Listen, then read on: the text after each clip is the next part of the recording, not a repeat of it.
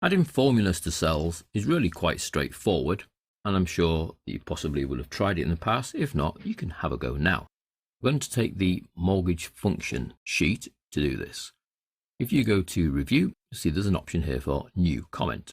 Now you need to make sure you're on the cell that you'd like to add a comment to. So I'm on this one here, new comment. Box pops up. In bold is my username. So whoever you're logged in as, you don't have to retain that. You can remove it or you can replace it. I'm going to put Guy. This is the monthly mortgage payment. Click away. And then depending on the settings, your comment will either stay or it will disappear. Mine are currently set to show. It says here, show all comments. If I take that tick off, it disappears. Put it back on, comes back again. With them fixed, I can actually move them, but the arrow will remain pointing at the correct cell.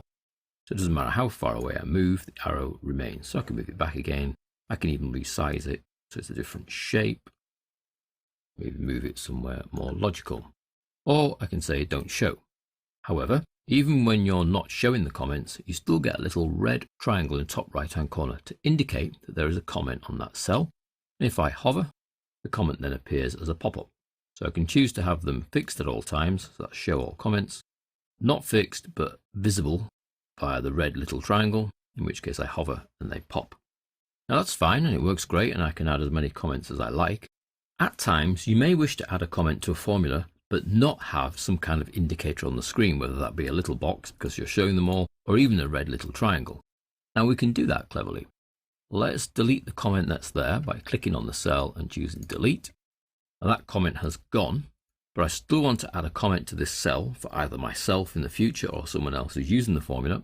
I simply do that by clicking into the cell. The formula remains the same, there's nothing going to change with that, but then I add on the end of it a little note, which is the n function, n, open brackets. It actually converts text to numbers and numbers to text, but if I just put a comment in speech marks, it will just keep that comment within the cell. So n, open brackets, speech marks. This is the monthly repayment value. So using this clever little option of an n, you can hide comments within formulas because it's not displayed here in the cell. The only way to know it's there is by looking in the formula bar at the top here.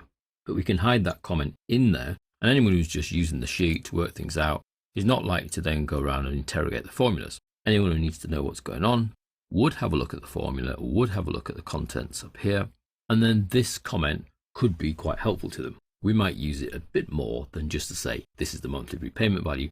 We might use it to actually explain each of the three components. Why are we dividing by 12? Because we want a monthly interest rate, not the annual interest rate.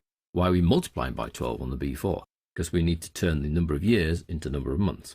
So we could put all of that inside the comment, hidden away here in the formula, but not affecting the formula's result. We do that by just adding that plus n, open brackets, open speech marks, comment, close speech marks, close brackets.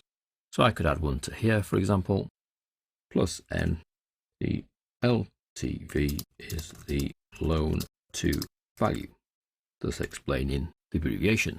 And again, it's not visible on the sheet. It's only there if you look into the formula itself.